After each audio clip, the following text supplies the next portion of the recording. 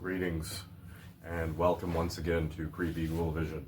I am Creepy Ghoul, your host, coming at you live from the Batcave in deepest, darkest Scarborough, Ontario. A suburb of Taekwondo, Ontario, yes. Anyhow, guys, holiday long weekend, Easter weekend, means fuck all to me. It just means another paid day off. Thank you very much for my paycheck. Let me tell you something. At the end of the day, it is your customers that you have to thank for your paycheck.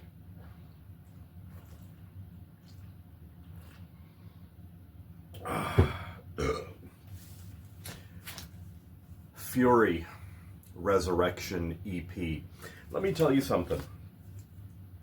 Very few albums, in my opinion, deserve a standalone, I guess, video or a presentation type of thing.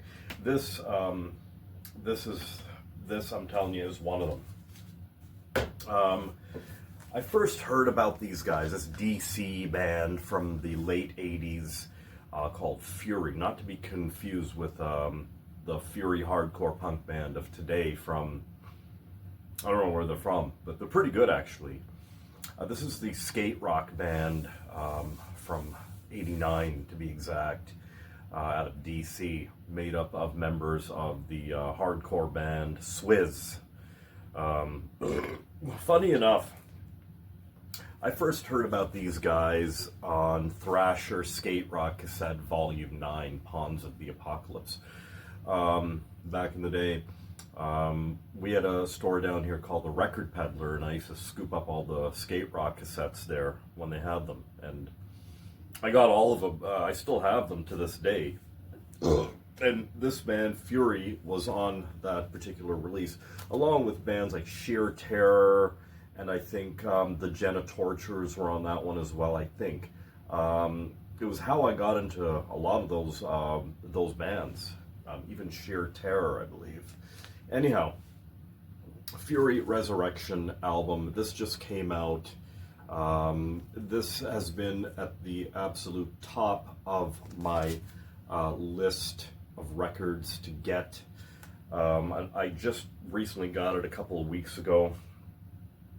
I'd like to showcase it for you guys, tell you a bit about it.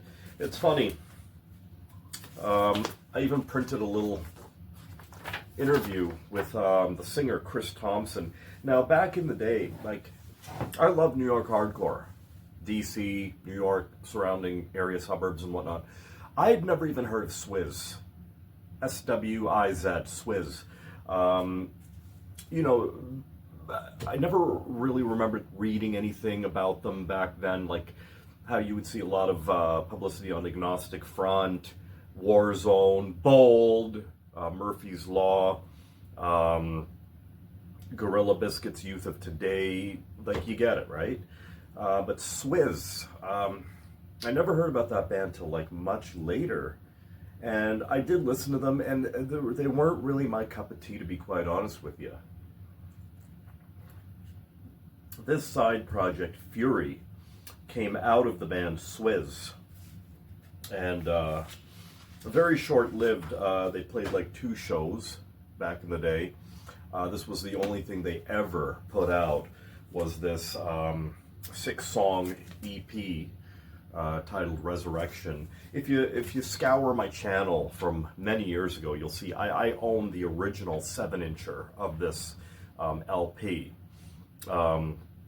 It took me forever to find it. I think I bought it off a seller off Discogs way back when. I did an unboxing video on my channel years ago.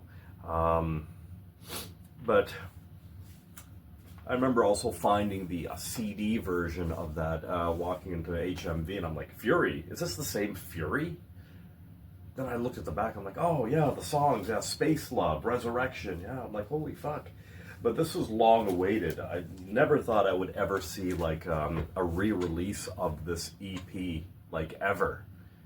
And that on 12-inch, like, holy shit. This is an extreme Creepy Ghoul recommendation right here, I can tell you. Let me read you a little bit of the interview with Chris Thompson. So, it's a No Idols interview, whatever that is. Could you please provide some background on the formation of Fury? Was it meant to be a band that played shows or just a studio project? Chris says, I was friends with Jason Farrell and Sean Brown before they were in Swizz and had been hanging out with them on a more regular basis as Ignition was winding down. I don't really remember the details, but we were all fans of chaotic fast hardcore. Collectively, we felt that DC music in general was mellowing out and longed for that old style music. It was Jason that drove the project. I think this was about the time that Nathan was exiting Swizz, and Jason, Alex, and Sean felt like they had time to do a side project.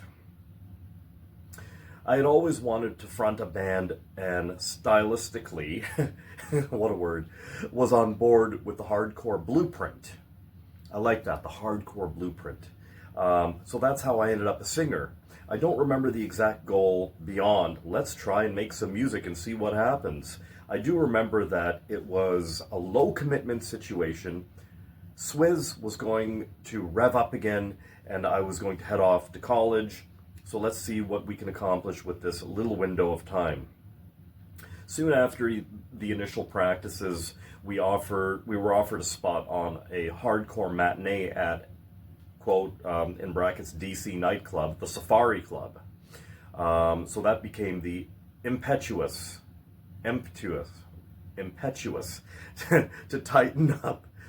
You know, I have a hard time communicating verbally. That's why I wear t-shirts with words on them. You feel me?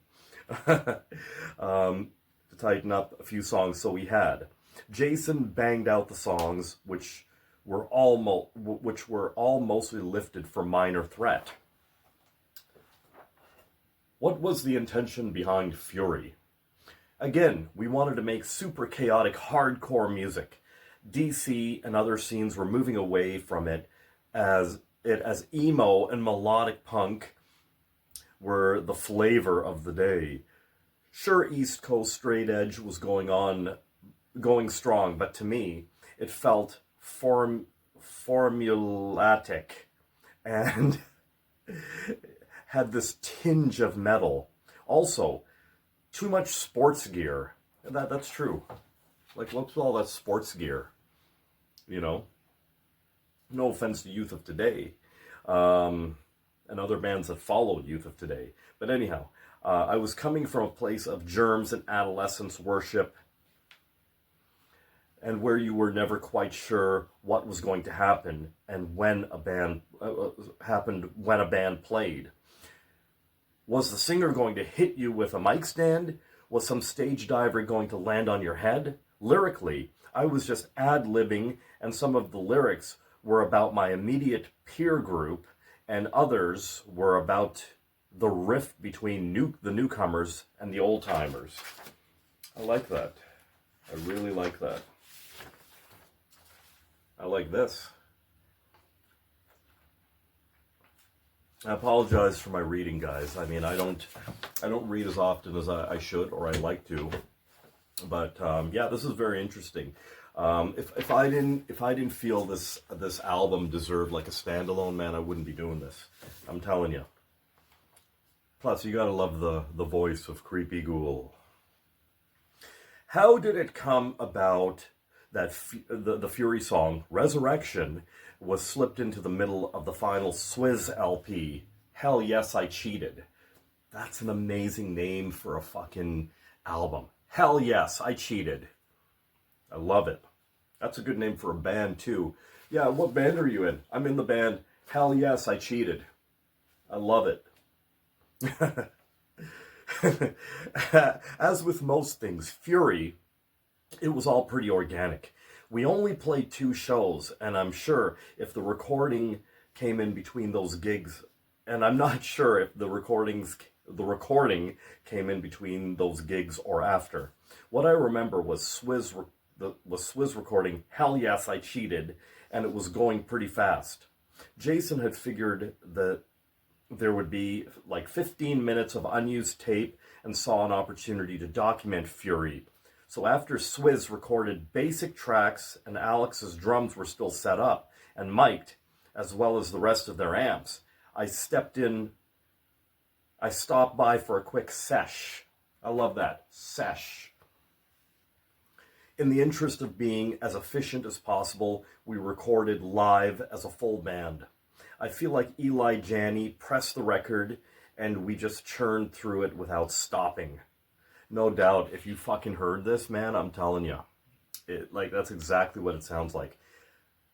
We might have flubbed the first song and started over. There was no time to worry about getting it perfect, which was freeing in a way.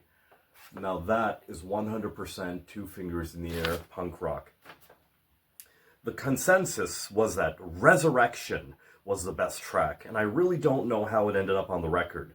We recorded, and I walked away with a cassette, and there was talk that we should find someone to put it out. But that was about it. Soon after, I think Jason had decided to sneak it in onto the Swizz record. I don't really remember the details, but I think Jason, Sean, and Alex liked the idea of confusing people. Was this a mistake? What's going on? I liken it to having the TV channel switch without you realizing it. That's interesting. I wish I knew more, but I'd gone off to school and it was Jason who planned a future for the material. I should add that we actually ran out of tape when recording. We were halfway through Shotgun and things came to a halt. During mixing, Jason and Eli figured out a way to extend the song, cloning what we had recorded in an old school analog fashion. That's why it sounds like the song sputters out and then comes back to life. Yeah, it does. When the Swizz record came out, I don't remember a lot of people talking about the Fury track. I think people legitimately thought it was a mistake, and a few wondered what this crappy song was messing up their Swizz record. How many shows did Fury play? Fury played 2 shows. I'm not sure what came first, coming up with the songs and getting a show, or getting a show to make us get our shit together to avoid embarrassment. As for shows, it was the path of least resistance. We didn't have a demo to land a show at a DC space or Positive Force, and because of our short life, trying to get a show a month or 2 down the road didn't make sense. We knew the folks putting on shows at Safari and said that's how we got on those bills. So, when did you find out there was an interest in Fury outside of DC? I went off to college. Ignition and Fury had wrapped up, and I didn't really think much about the band. I'm not sure exactly when the Fury 7-inch came out, but I remember running into Jason on a visit home, and he handed me my share of the records. I remember that there was a positive review in Maximum Rock and Roll, but that was about it. It would be a few years later when I heard the record had a profound impact on the kids in San Diego and a few other places, hence the SK8ROK compilation. San Diego, a few other places. Then in 2002, I remember Jason had worked with Jade Tree to release it on CD, and I remember getting it around that time as well, definitely. And that seemed to regenerate some interest. In 2013, Sam James Velde, who I knew from his band Bluebird, asked me to sing the Fury song Shotgun with his band Obliterations at a San Francisco show. So randomly, I'm reminded of the lasting impact of the band. The tail end right here. Was there any inkling for Fury to be a real band, or was it strictly a studio project.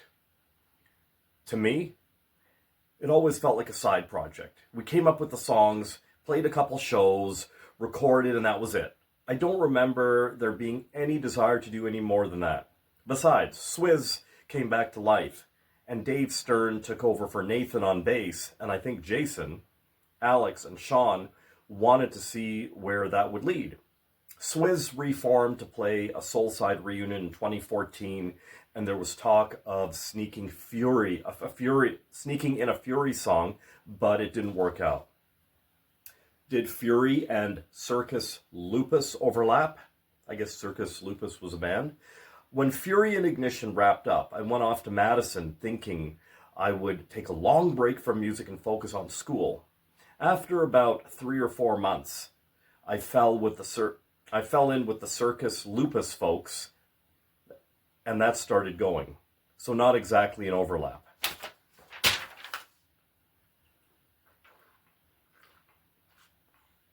Again, I apologize for my reading. I know it sucks. Anyways, let's get to this fucking record, man. I'm opening this for the first time. Every fucking place on this planet has this.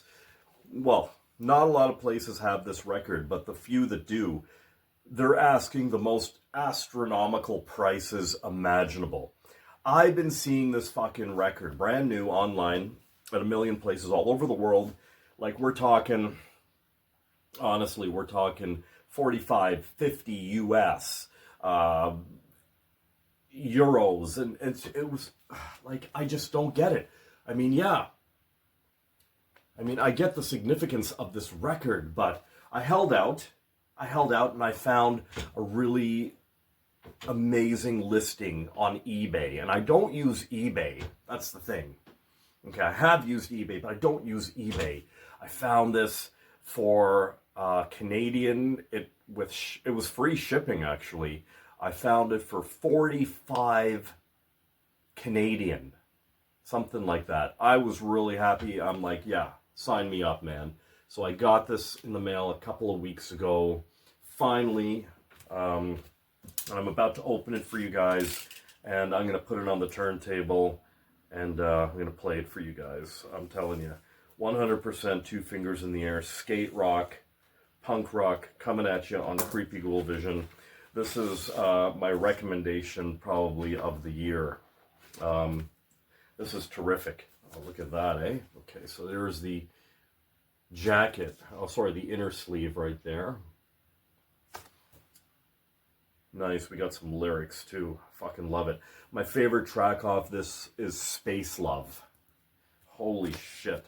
And let's check out the record. Look at that. Static. I can't even get it out. It's a virgin record right there. There it is. You guys check out my other video on my channel about the original 7-incher of this. It's an unboxing. And now I'm really happy to own this 12-inch EP. There it is right there. Fury, Resurrection from DC. Members of Swizz. There you go.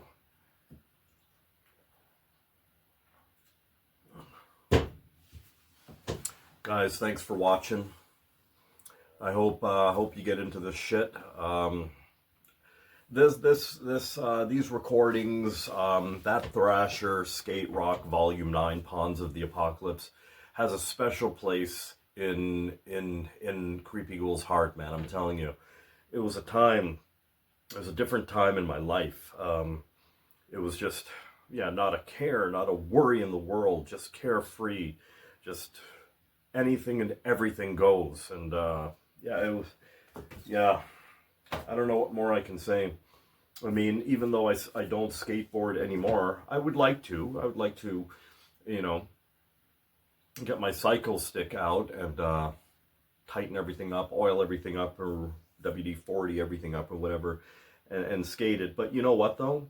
I still have a very extremely strong appreciation for old school skateboard culture, and skate rock, old school skate rock. Back in the day, when I first opened the pages of a Thrasher magazine, this was about 86. And that's where I discovered this thing called skate rock. And back then, maybe kind of sort of into now, but more so back then, what was skate rock? Skate rock was punk hardcore. There it is right there. Look at that. That was actually a thrift store find. That's right. All right, guys. Thanks for watching. Give me some likes, share, and subscribe. Give me a couple thumbs up, will you? And we'll see you on the next video. Until then, stay weird and listen to some fury. Resurrection, take one.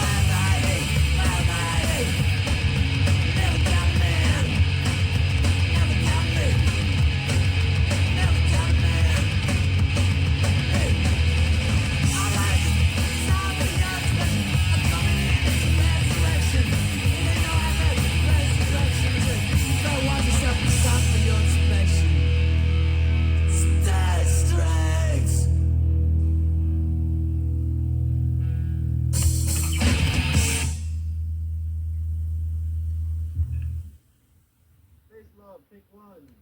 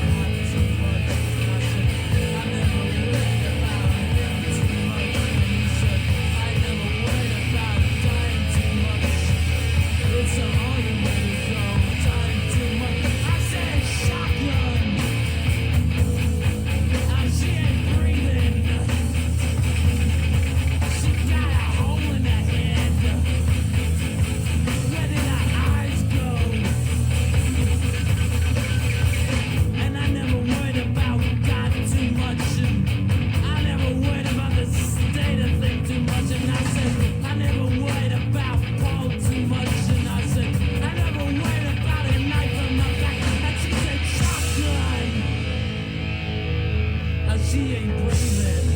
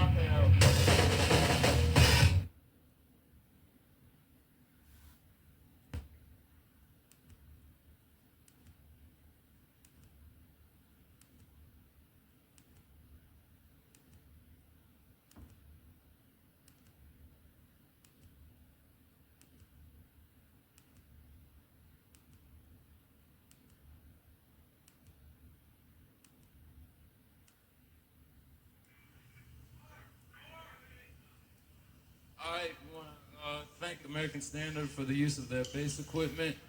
I want to thank Shauna and Pam for having us play and squeezing us on the bill. I want to thank everybody for coming out. So thank you. Hi to hunger artists. Alex got a real bustin' dashiki on.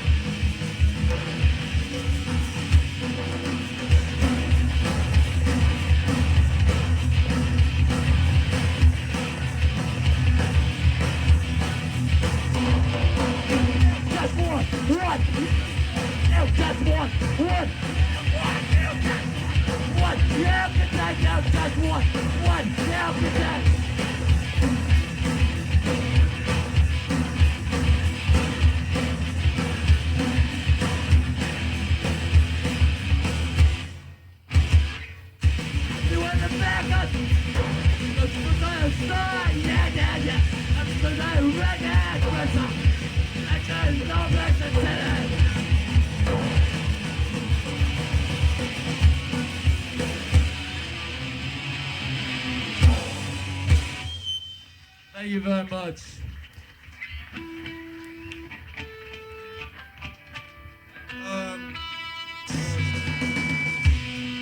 Soup, I broke a string. Can I use your bass?